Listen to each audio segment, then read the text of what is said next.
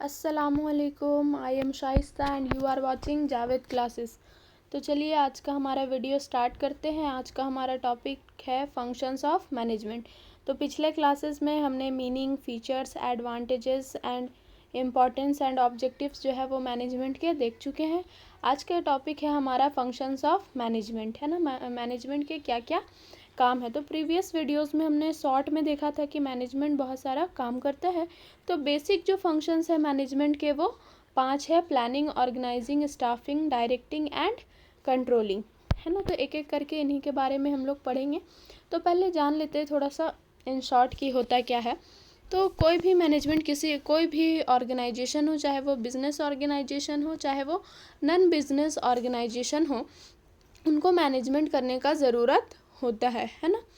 क्योंकि बिना मैनेजमेंट का किसी भी चीज़ का जो रिज़ल्ट होता है वो नील होता है। तो एक रिज़ल्ट प्रॉपर लाने के लिए हमको क्या करना होता है, फंक्शंस ऑफ मैनेजमेंट को परफॉर्म करना पड़ता है स्टेप बाय स्टेप। तो सबसे पहला जो हमारा स्टेप है वो है प्लानिंग। तो प्लानिंग का मतलब क्या होता है, तो बोल रहा planning is always the first function performed by the manager. तो सबसे पहला फंक्शन जो है कोई मैनेजर जो करता है वो यही है planning. Planning refers to deciding in advance what to do, how to do, when to do and who is going to do। यानी कि सबसे पहले हम क्या करते हैं, डिसाइड करते हैं। किसी भी चीज़ को करने से पहले एडवांस में सोचना, डिसाइड करना कि क्या करना है, कैसे करना है, कब करना है या कौन इस काम को करेगा। ये सारी चीज़ों का डिसीजन लेना ही मेरा क्या है, प्लानिंग है। Planning bridges the gap between where we stand today and where we want to reach. यानी कि ये क्या करता है, उस गैप को ख़त्म करता है जहाँ पे हम अभी है और जहाँ हम पहुँचना चाहते हैं। तो बेसिकली हम जहाँ पहुँचना चाहते हैं वो क्या है, हमारा गोल है, ऑब्जेक्टिव है। और उस ऑब्जेक्टिव को पूरा करने ही के लिए ही हम सारे फंक्शंस को परफॉर्म करते हैं।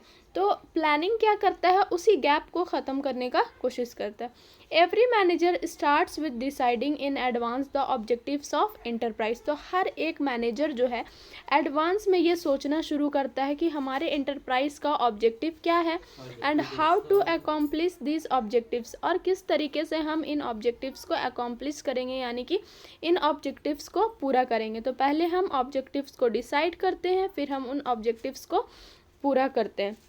Planning is the base of all other functions of management. तो ये क्या है, बेस है, हमारा आधार है सारे फंक्शंस का।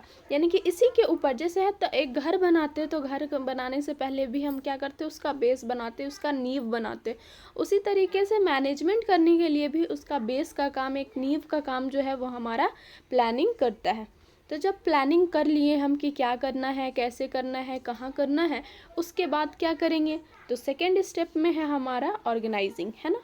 तो ऑर्गेनाइजिंग क्या होता है, तो organizing setting up of plans. ये क्या करता है, after setting up of plans next function of every manager is to organize the activity. सारे एक्टिविटीज़ को, सारे काम को ऑर्गेनाइज करना पड़ता है, यानी कि एक स्ट्रक्चर बनाना होता है ना। Establishing an organizational structure to execute the plan, यानी कि उस प्लान को एग्जीक्यूट करने के लिए हम एक स्ट्रक्चर बनाते हैं। Setting up organizational structure means deciding the framework of working, how many units and sub units और डिपार्टमेंट्स आर नीडेड। यानी कि स्ट्रक्चर कैसे बनाएंगे, तो एक फ्रेमवर्क तैयार करेंगे कि टोटल कितने हमारे ऑर्गेनाइजेशन में कितने यूनिट्स होंगे या उनके कितने सब यूनिट्स होंगे, या बेसिकली प्रोडक्शन डिपार्टमेंट है, सेल्स डिपार्टमेंट है, मैनेजिंग डिपार्टमेंट है, या डिफरेंट जितने भी डिपार्टमेंट्स हैं उनका फ्रेमवर्क हम तैयार करते हैं, कि स्ट्रक्चर बनाते हैं। बेसिकली कितने पोस्ट होंगे, कौन कौन से डिजिग्नेशन होंगे, किसका क्या काम होगा, तो सारे अथॉरिटी की रिस्पॉन्सिबिलिटी जो है डिफरेंट पीपल का एक यूनिट वाइज हम डिसाइड करते हैं, कि स्ट्रक्चर यानी कि एक ढांचा खड़ा करते हैं, वही हमारा क्या है, ऑर्गेनाइजिंग है। How to distribute the authority and responsibility among different people, यानी कि अलग अलग लोगों में हम किस तरीके से डिस्ट्रीब्यूट करेंगे अधिकार को, अथॉरिटी को और जिम्मेदारियों को, यानी कि रिस्पॉन्सिबिलिटी को, यानी कि किसका किसका क्या क्या काम होगा, रिस्पॉन्सिबिलिटी होगा, और उस काम की वजह से उनके पास क्या क्या अधिकार होंगे। Once this decisions are taken an organizational structure gets set up. तो सबसे जब ये सारे डिसीजन जो है अथॉरिटी का, रिस्पॉन्सिबिलिटी का, यूनिट्स, सब यूनिट्स, डिपार्टमेंट्स का ले लिया जाता है, तब ये हमारा ऑर्गेनाइजेशनल स्ट्रक्चर जो है वो सेटअप हो जाता है। ठीक है। तो तीसरा हमारा, जब अब प्लानिंग कर लिए, डिसाइड कर लिए, उसके बाद क्या किए, एक ऑर्गेनाइजेशन का स्ट्रक्चर बना लिए, ये हमारा हो गया ऑर्गेनाइजिंग। अब उसके बाद क्या करेंगे, तो जब हम एक स्ट्रक्चर बनाए तो स्ट्रक्चर में हम लोग क्या क्या किए, तो स्ट्रक्चर बनाने के वक्त हम लोग डिसाइड किए कि कितने यूनिट्स होंगे, क्या क्या पोस्ट होंगे, क्या क्या डेजिग्नेशन होंगे। तो अब हमारा थर्ड जो स्टेप है वो है स्टाफिंग, यानी कि अब जो पोस्ट बनाए हैं उस पोस्ट को हम लोगों से फिल करेंगे। ठीक है, staffing is the third step और फंक्शन। तो तीसरा स्टेप या तीसरा फंक्शन जो है एक मैनेजर का वो है staffing. It refers to recruiting, selecting, appointing the employees, assigning them duties, maintaining cordial relationship and taking care of grievances of employees. यानी कि क्या करेंगे, तो सबसे पहले रिक्रूट करेंगे, फिर यानी कि बताएंगे कि हाँ मेरे जगह पे इतना एप्लीकेशन, इतने पोस्ट खाली है, आप अप्लाई कर सकते हो। तो रिक्रूट करेंगे, फिर उनमें से लोगों को सिलेक्ट करेंगे, कुछ सिलेक्टेड एम्प्लॉयज़ में से कुछ को अपने काम के लिए हम अपॉइंट कर लेंगे। जब काम अपॉइंट कर लेंगे तब उनको उनका ड्यूटी बताएंगे, फिर उसके बाद उनके साथ एक और अच्छा रिलेशनशिप बनाएंगे, और अगर उनको किसी भी तरह का कोई प्रॉब्लम, उनके ग्रीवेंसेस को सॉल्व करेंगे, है ना। It also includes training and development of employees. तो अब क्या हुआ कि काम पे तो रख लिए, सिर्फ काम पे रखना नहीं है, उनको ट्रेनिंग भी देंगे काम के लिए और साथ ही साथ उनका डेवलपमेंट भी करेंगे। डिसाइडिंग देयर रेम्यूनरेशन, उनको कितना सैलरी देना है, बोनस देना है, कमीशन देना है, ये सारी चीज़ें उनका मतलब ओवरऑल रेम्यूनरेशन कहलाता है ना। साथ ही साथ उनका प्रमोशन या कब कब उनको इंक्रीमेंट मिलेगा, ये सारी चीज़। एक्सेट्रा। इवेलुएटिंग द परफॉर्मेंस, उनका परफॉर्मेंस को इवेलुएट करेंगे, यानी कि वो कितना इफेक्टिव है हमारे लिए। Maintaining personal records of employees, और साथ ही साथ उनका पर्सनल रिकॉर्ड को पर्सनल जो भी रिकॉर्ड होगा उसको भी मेंटेन करना ही क्या है, स्टाफिंग है। यानी कि सबसे पहले हम क्या किए, ऑब्जेक्टिव डिसाइड किए, काम डिसाइड किए, उसके बाद एक स्ट्रक्चर बना लिए, स्ट्रक्चर बनाए कि क्या क्या पोस्ट है। जब पोस्ट बन गया तब लोगों को फिल किए कि हाँ तुम ये काम करोगे, तुम ये काम करोगे। स्टाफ रख लिए, वही स्टाफ रखना, उनको ट्रेन करना, काम करवाना, यही क्या है, स्टाफिंग। अब क्या है, स्टाफ रखने के बाद उनको डायरेक्शन देना होगा। तो हमारा फोर्थ स्टेप जो है वो है डायरेक्टिंग। अब डायरेक्टिंग का मतलब क्या हुआ, तो बोल रहा है once the employees are appointed there is need to instruct them. तो जब हम एम्प्लॉयज़ को रख लेते हैं तब हमको उसको इंस्ट्रक्शन देना होता है कि वो क्या काम करेंगे, कैसे करेंगे, गेट द वर्क डन, है ना, काम को कराने के लिए। Directing refers to giving directions और instructions to employees by motivating them, supervising the activities of employees, communicating with them. तो अब सिर्फ इंस्ट्रक्शन दे दिए इसका मतलब नहीं है। इंस्ट्रक्शन किस तरीके से देंगे, तो उनको काम के लिए प्रोत्साहन देना होता है, मोटिवेट करेंगे, उनको सुपरवाइज करेंगे, और साथ ही साथ उनके साथ बातचीत, है ना, बातचीत कर करके क्लियर करेंगे, कम्युनिकेट करेंगे। मैनेजर्स एक्ट एज लीडर्स, तो मैनेजर एक लीडर्स की तरह भी काम करते हैं, and guide them to right direction, और सही रास्ता दिखाते कि इस तरीके से काम को करना है। So directing functions include supervising, motivating, communicating and leadership. तो डायरेक्शन के अंदर में 4 चीज़ें हैं, supervising, motivating, communication and leadership. तो हम लोग देखे थे कि पहला यूनिट जो है हम लोगों का 12th का वो मैनेजमेंट है। मैनेजमेंट के अंदर ये 5 फंक्शंस जो है वो बाद में यही 5 फंक्शंस को एक एक करके नेक्स्ट स्टेप में एक एक चैप्टर बनाया गया है। और डायरेक्टिंग का जो 4 फंक्शंस है, supervising, motivating, communicating and leadership, ये चारों भी हम लोगों को एक एक करके पढ़ना है। तो ये टॉपिक को क्लियर होना बहुत इंपॉर्टेंट है, क्योंकि ये नेक्स्ट टॉपिक्स में भी हमको हमारे लिए काफ़ी ज़्यादा हेल्पफुल है।